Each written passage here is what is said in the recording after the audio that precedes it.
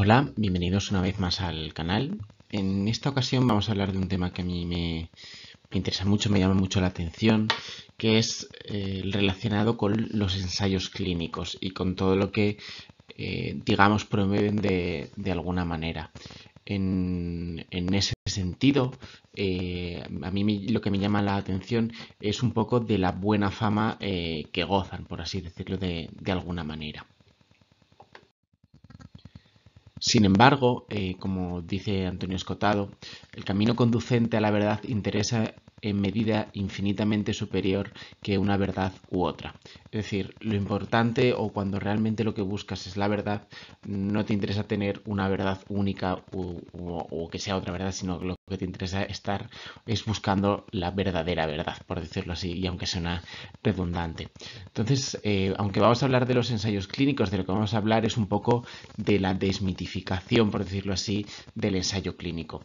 Con esto lo que no quiero decir es que no sirva para nada, en absoluto. Lo que quiero transmitir es que tiene muchos límites que a veces pues nosotros tendemos a obviar y que muchas veces pues eh, no quedan bien expresados muchas veces en los artículos, o al menos si quedan expresados luego no les damos mucha importancia luego en la traslación que tenemos a la práctica clínica.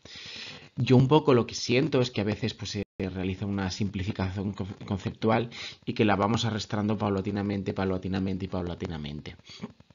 Hay muchos estudios que tienen limitaciones estadísticas, pero que nos dejamos seducir por su resultado, de tal manera que al final vamos arrastrando un error de manera sistemática. Bien, yo creo que cualquier persona que haya estudiado un poquito en alguna carrera científica, pues siempre habrá conocido o le habrán presentado lo que es la pirámide de la evidencia, ¿no? Que va desde la opinión de expertos, que sería como curiosamente la base, que yo creo que se refiere a la que es la que tiene menos evidencia, la serie de casos, los estudios caso-control, los estudios de cohorte. Un poco como crítica, yo diría que la opinión de expertos quizá no debería estar tan abajo en el sentido, sí a lo mejor desde el punto de vista de la evidencia, pero quizá no tan abajo desde un sentido práctico, es decir, la opinión de los expertos normalmente o deberíamos o lo ideal sería que nuestros expertos no fueran expertos simplemente porque decimos que son expertos, sino porque ellos acumulan ya la experiencia en una serie de casos, acumulan ya pues seguramente haber visto o haber leído o haber conocido algún caso control, algún estudio de cortes, incluso algún ensayo clínico. Es decir, aunque a lo mejor su evidencia por gradación no sea la más alta, pero sí desde luego la evidencia, el conocimiento acumulado que, fijaos, es un término diferente el que estoy utilizando, no estoy utilizando el término de evidencia sino de conocimiento, pero el conocimiento acumulado de los expertos yo creo que de alguna manera podría estar un poquito más alto, ya que es más o menos sesgado, pero una integración de todo lo previo. Pero bueno, esto es así. Entonces, bueno, el problema de los ensayos clínicos que suelen estar arriba del todo es que pues gozan de estar arriba del todo y quizá de una manera injusta. Y esto ya es algo que vienen criticando pues diferentes personas y que quizá pues nosotros le debemos dar más importancia. Eh, Muchas de estas críticas vienen por sus asunciones teóricas, es decir, hay muchas cosas que asumen y que a lo mejor no se deberían asumir de tal manera. Otras de sus críticas vienen por los sesgos metodológicos y de esto luego pues hablaremos. Y también la influencia que pueden tener los investigadores, que bueno, pues no es raro que de alguna manera pues puedan influir porque les interese tener algún tipo de resultado. Entonces, vamos a ir hablando un poquito de todo esto en este vídeo. Y empezaremos por las asunciones teóricas, que es la aleatorización. Entonces, una de las cosas más importantes y cuando te pones a criticar o a discutir un poco sobre este tema es que esto funciona bien por la aleatorización, porque la aleatorización tiende a que los grupos sean iguales y entonces lo único que miramos, aunque desconozcamos todos, es el efecto del tratamiento. Bien, esto es una asunción teórica que si tendiera hacia el infinito sería cierta, pero no tiende al infinito. Es decir, el hecho de que nosotros dividamos los grupos por tirar una moneda cuando la tiramos 100 veces no va a hacer que los grupos estén bien, ni mucho menos. existe una posibilidad de que estén bien, obviamente, pero no implica, no hay una necesidad de que estén bien distribuidos.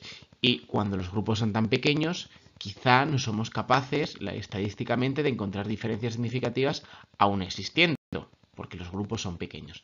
Es decir, que muchas veces una de las cosas más importantes es la metodología de la aleatorización, pero el problema es que muchas veces la aleatorización no consigue los efectos que buscamos. Además, la aleatorización pues tiene también sus problemas, ¿no? Porque la aleatorización sirve para responder o puede ayudar a responder preguntas muy concretas y que sean de alguna manera, digamos, fácilmente accesibles.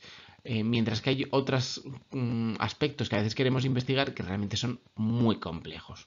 Por ejemplo, si nosotros miramos la mortalidad de una enfermedad crónica en un fármaco, pues eso tiene muchos problemas, porque está claro que ese fármaco va a tener un efecto, ya sea neutro, ya sea positivo o ya sea negativo. Pero desde luego no es lo único que está afectando, porque muchas veces no estratificamos por condición social, no estratificamos por situación física, nosotros no sabemos los hábitos tóxicos de una persona y eso al final luego cuando tú miras la mortalidad, uy, pues este grupo se muere más y a lo mejor con los datos que tú tienes, pues no eres, como no tienes todos los datos y no los buscamos, pues no lo podemos saber. Por eso hay preguntas que son muy complejas de responder y que quizá es inadecuado pedirle eso a un ensayo clínico. Es por eso que comentamos que tienen que ser algo muy concreto. Y esto no solamente es una crítica que se haga en los estudios médicos, sino que es una crítica que se hace sobre todo en otro tipo de áreas donde claramente la interacción es multifactorial, como son estudios en el ámbito psicológico, estudios en el ámbito social, estudios económicos de muchísimas variables, muchísimos incentivos. O sea, realmente hay muchos más factores que no estamos controlando y cuantos menos factores estamos controlando, por mucho que nosotros hayamos aleatorizado, esto va a tener un sesgo. También, pues obviamente, cuando los efectos aparecen muy tardíamente, pues queramos que no, van a aparecer factores que pueden modificar el resultado final. Y por otro lado, pues bueno, hay cierto tipo de enfermedades, como son las enfermedades raras, que no se benefician en absoluto de este tipo de estudios.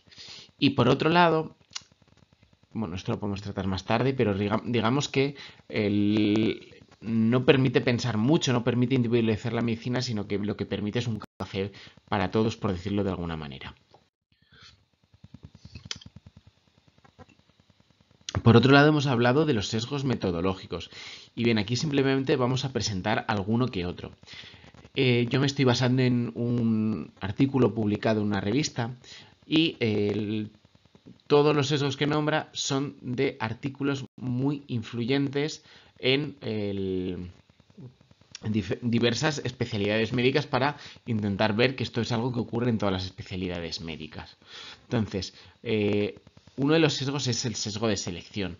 Es decir, ya el sesgo de selección simplemente ya por los participantes que deciden entrar en un estudio ya se está haciendo un sesgo de selección porque hay participantes que por lo que sea tendrán una manera de ver o lo que sea que dicen que no quieren participar mientras que otro participante sí. Eso inherentemente ya es un sesgo de selección porque quizá estás entrando en una no representación de la población. Pero este sesgo más bien hace referencia y se centra sobre todo en un estudio del colesterol, ¿no?, que se realizó en un distrito de Reino Unido y que eran sobre todo de hombres de mediana edad. Entonces, lo que se critica este estudio y ese sesgo de selección es, ¿podemos extrapolar de los hombres de edad media de un barrio de un distrito de Reino Unido a todo el mundo? Pues parece que se está haciendo. Y lo estamos haciendo a mujeres, lo estamos haciendo a personas mayores, lo estamos haciendo a personas que a lo mejor no tienen los hábitos o concurrencias sociales que aparecen en ese distrito y lo estamos extrapolando a otro tipo de personas. Quizá también las personas inglesas tienen cierta carga genética que hagan que respondan mejor a ese fármaco y quizá en España o en Islandia o en Sudamérica no existe esa carga genética y a lo mejor no tiene mucho sentido ese tipo de fármacos. Pero bueno, estas cosas pues es unas limitaciones que muchas veces no se tienen en cuenta. Por otro lado, pues está el sesgo de representación. El sesgo de representación es una asunción muy fuerte, es una asunción fundacional que básicamente lo que quiere decir es que pensamos que están bien representados todos los estratos en una población. Esto luego lo comentamos también con otro tipo de sesgo, que es el sesgo poblacional, pero que bueno, que básicamente si no tienes un tamaño poblacional muy grande, estás posiblemente o muy probablemente cometiendo un sesgo de representación de la población. Pero lo que hace referencia es que muchas veces los estudios presentan diferencias entre los grupos, entre el control y el que se está haciendo el tratamiento, que se consideran no significativas, posiblemente por el número poblacional. Aquí uno de los estudios que más critica es un estudio que tiene que ver con la neurología, que simplemente utilizando 600 pacientes, 300 en cada grupo, pero con diferencias tanto... son diferencias que no dicen que sean estadísticamente significativas, pero ahora las cuento bien y vamos a llegar a la conclusión. Tienen un 8% más de fumadores, un 3% más de insuficiencia cardíaca, un 15% más tomaba aspirina, es decir, posiblemente tienen mucha más vasculopatía, un 3% ya habían tenido un ictus previos y todo eso lo considera no significativo. Sin embargo, la diferencia que encuentra de mortalidad es del 3% a favor del tratamiento y eso lo encuentra completamente significativo. La cuestión es, ¿podríamos pensar que las diferencias en el grupo control han hecho que este resultado se dé y por eso el grupo tratamiento tiene una mortalidad menor, un 3% menor? Pues yo personalmente pienso que eso sí que podría ser, que no es algo ilógico, es algo que nosotros no podemos pensar que personas a lo mejor más vasculópatas, más cardiópatas, más fumadoras tengan un ictus que tenga peores secuelas. Y entre ellas, una de las secuelas pues puede ser la muerte, ¿no? Entonces, este es un estudio, por decirlo así, fundacional en la neurología y así estamos viendo que aunque estadísticamente no nos dice que haya nada, pero existen problemas. Otro de los sesgos tiene que ver con todos los factores que son concomitantes al estudio y que nosotros no recogemos. Imaginémonos, por ejemplo, un estudio cardiológico en el que lo que quieren mirar es el colesterol. Y una de las cosas que no se recoge, por ejemplo, es si los pacientes hacen deporte.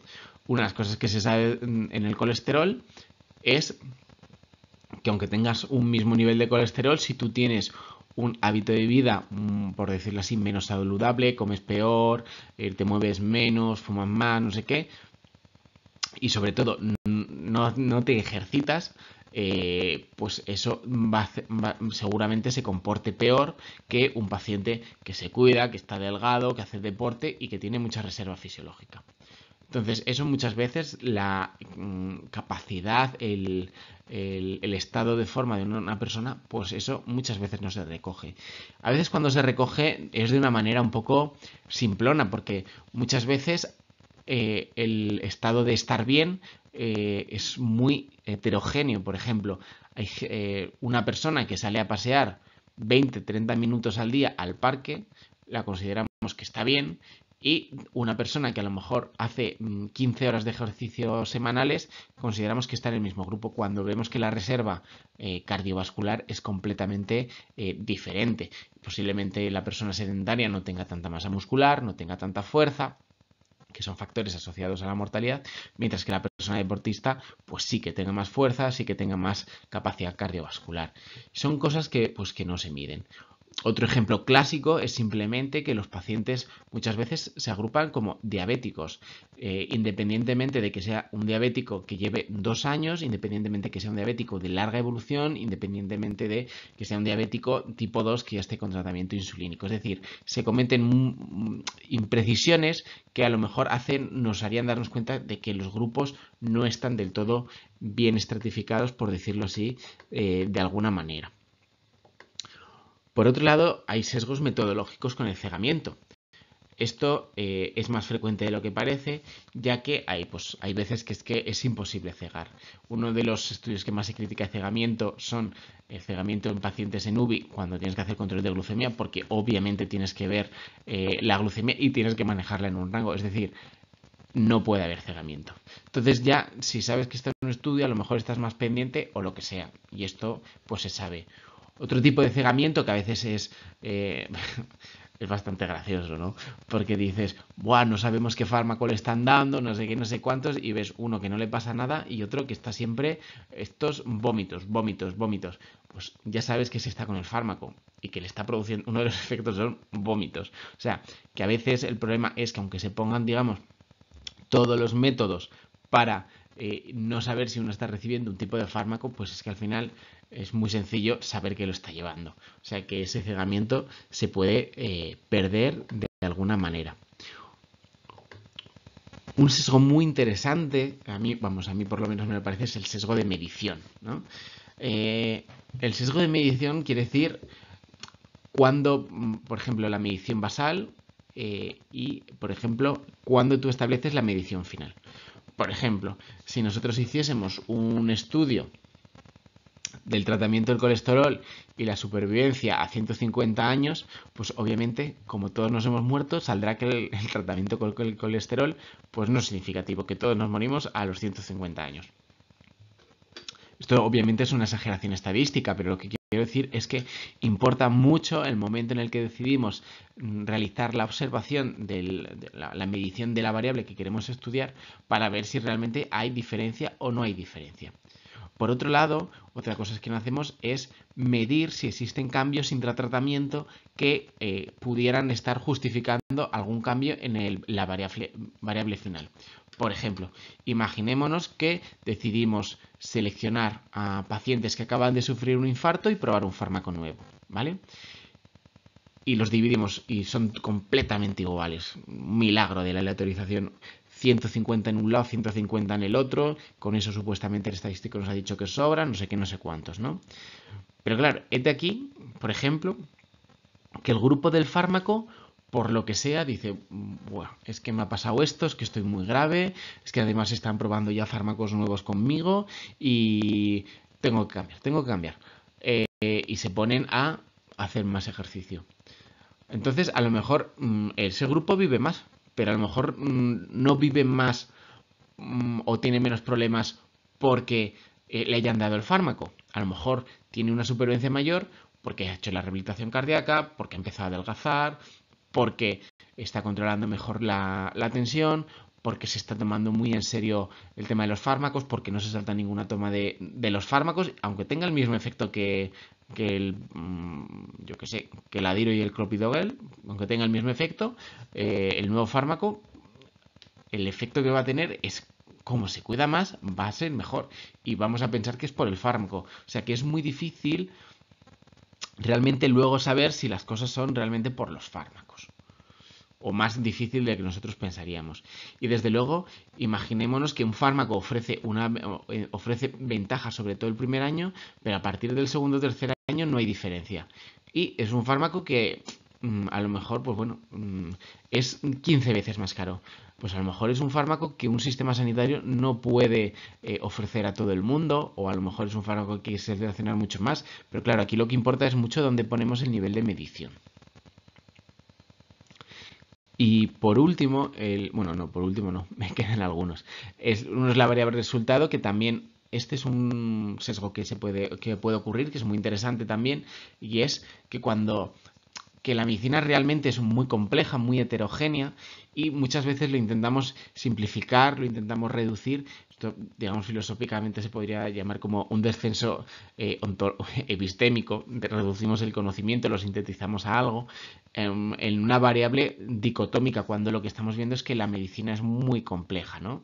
Al final reducimos todo a vivir o morir, por ejemplo, cuando realmente a lo mejor hay que mirar otro tipo de cosas aparte de ese tipo de variables porque pues a lo mejor hay que mirar reingresos, a lo mejor hay que mirar como variables de verdad de objetivo calidad, a lo mejor hay que mirar si tiene que ir mucho, pues a lo mejor no reingresos, a lo mejor sí tiene que ir muchas veces al fármaco o efectos adversos o que no quiere decir que no se miren, pero no es el objetivo principal de los estudios mirar eso y que muchas veces cuando utilizamos una variable dura estamos perdiendo mucha información que es valiosa Y eso es un poco más bien que me he enraizado con otras cosas, pero sobre todo es que cuando sintetizamos toda la información en una variable dura, estamos perdiendo información. Y hay dos sesgos más que quería hablar. Uno es el de la población, que más o menos ya lo hemos tratado, pero básicamente es algo que muchas veces pues, son poblaciones muy restrictivas y luego hacemos extrapolaciones mundiales. Y esto es, por ejemplo, una crítica a todas nuestras políticas sanitarias, ¿no? Entonces, el problema en la política sanitaria es que se está excediendo el poder científico que tiene un ensayo clínico. El ensayo clínico tiene la capacidad de decirte lo que ha pasado en ese ensayo y poquito más. No, otra cosa es que luego nosotros le hagamos mucho caso, pero un ensayo clínico de un distrito de Reino Unido, lo que te puedo decir lo que ocurre es en ese distrito de Reino Unido. Y eso quizá no lo podemos extrapolar a la India, a los inuits, a los indios amazónicos y a los africanos del Sáhara, porque tienen otras condiciones. Entonces, eso es muy importante. Son mucho más restrictivos de lo que realmente a nosotros nos gustaría, no solamente por la población, sino también porque también restringes mucho más y vas perdiendo muchísimos pacientes a lo largo que vas haciendo el estudio. Y obviamente esto tiene que ver ya no solamente la población, toda la población que se acaba perdiendo, porque a lo mejor empiezas que si tienes 1000 pacientes y al final te quedas con 100, o sea, se pierde, hay mucha pérdida que no nos garantiza que se esté haciendo una representación correcta ni de nuestra población, ni siquiera a otra que la podamos extrapolar, pero es que también importa la cultura sanitaria, es de la cultura sanitaria, y con esto me refiero a los sistemas sanitarios en donde se desenvuelve la medicina. Es decir, la misma enfermedad tiene unos resultados muy diferentes en según qué ámbitos sanitarios. Y no es porque lo hagan peor, sino por todo el contexto. Es decir, imaginémonos que hacemos un estudio del infarto y comparamos y hacemos un estudio de infarto en una población rural. Pues es que la población rural va a tener unos sesgos porque pues seguramente vayan a tener unos tiempos hasta tratamiento mucho más elevados y eso va a influir.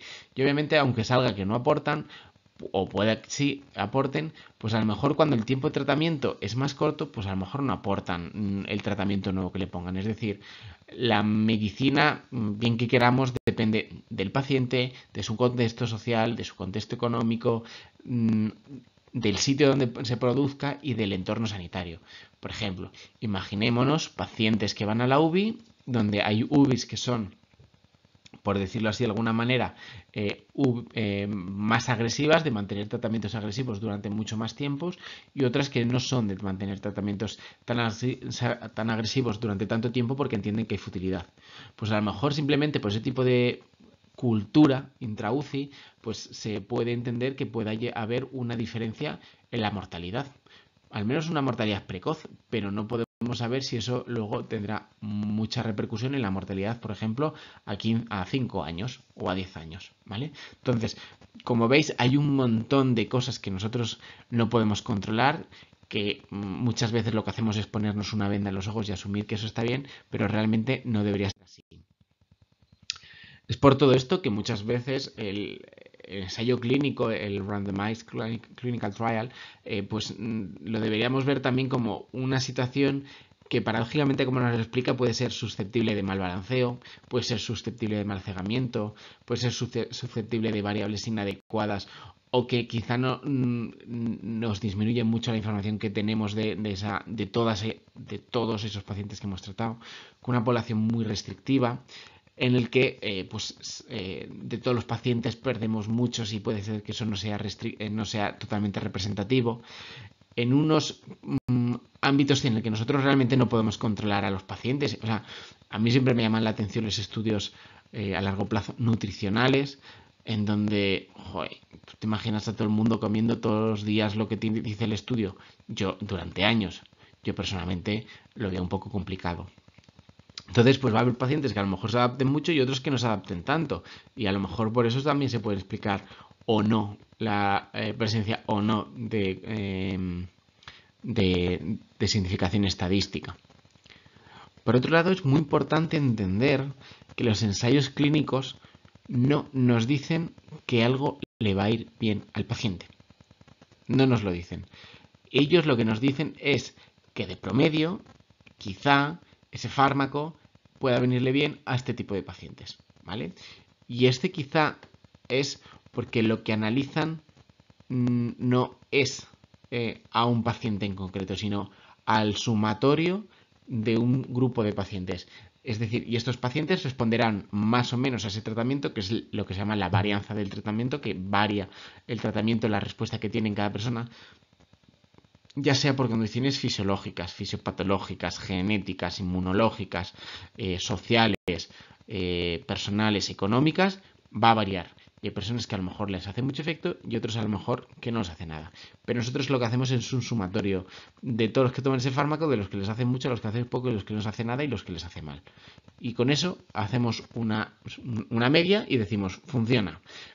Pero a lo mejor a uno le ha funcionado mucho, a otro le ha funcionado muy poco, a otro le ha funcionado muy poco y a otro le ha hecho mal.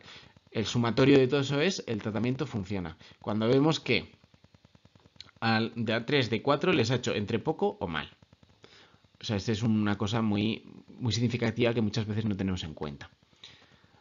Por otro lado, como ya comentaba, ya un abuso de la extrapolación, de una población intentamos extrapolar al mundo y eso es un problema realmente de la política sanitaria. Muchas veces se intenta comparar con placebos cuando quizá lo suyo sería, ya simplemente por disminuir el posible cegamiento, lo suyo sería comparar siempre con un comparador de tratamiento habitual y este es súper importante. Cuando un ensayo clínico sale positivo para un fármaco o para una intervención, nos es muy fácil entender a nosotros metodológicamente que todo es gracias al fármaco. Y no. Lo importante, o sea, a lo mejor ese resultado positivo se basa en realmente otro tipo de explicaciones que a lo mejor no estamos buscando. O sea, deberíamos plantearnos la pregunta de otra manera, ¿no? Vale, ha salido el ensayo clínico positivo para este fármaco. ¿Hay algún otro factor, aparte del fármaco, que nos pudiese explicar que este resultado es positivo por esto? ¿Es porque han ido más al médico? ¿Es porque han empezado a hacer deportes? ¿Es porque se han cuidado más? ¿Es porque los médicos le han hecho más revisiones más frecuentemente? ¿Es porque aparte ha salido otro fármaco que se lo están tomando y que no sé qué? ¿Es porque han dejado de hacer ciertas cosas? Son cosas que es porque aparte se ha tratado con una técnica novedosa. Es decir, hay veces que hay que buscar, aparte de que nuestra ilusión sea que el fármaco muestre una mejoría, pues aparte hay que buscar otro tipo de explicaciones. Y es que no podemos olvidar que en la medicina muchos de los grandes avances, aquí por ejemplo pongo a Fleming con la penicilina, la aspirina, la anestesia, muchos actos quirúrgicos, no se han basado en ningún ensayo clínico, se han basado en observación y en experimentación pura y dura de ocurrírsele algo y probarlo. Entonces, no hacía falta un ensayo clínico para demostrar nada, simplemente se cogía, se miraba y ya está. Y no ponías anestesia a uno y anestesia a otro, no, veías que funcionaba y ya está, y no hacías nada más. Entonces, en ese sentido, yo creo que hay que desmitificar un poquito los ensayos clínicos, entender que son significativos, pero que quizá tienen ciertas limitaciones y que nos ayudan a entender o a llegar a un conocimiento importante y significativo, pero que es de un nivel y que ese nivel no es mejor ni peor que el de unos registros, que el de unos estudios retrospectivos o que simplemente unos casos controles. Cada uno tiene su función y no son mejores ni peores. Y posiblemente la medicina, que nos alejamos mucho de las ciencias básicas, que es donde quizá tiene un papel muy relevante el ensayo clínico, porque hay menos factores que estén interfiriendo, tenga mucha relevancia, pero cuanto más nos alejamos de la ciencia básica, cuanto más vamos a lo que podría ser una ciencia social como es la medicina, pues más hay que tener en duda los resultados de los ensayos clínicos. No hay que desaprovechar la información que nos ofrecen, pero tampoco tiene que ser el santo grial y sobre todo tiene que ser algo sometido a crítica. Y bueno, poquito más que comentaros. Espero que os haya entretenido el vídeo y nada, si os gusta pues podéis hacer lo que queráis, darle un like o lo que queráis. Venga, un saludito.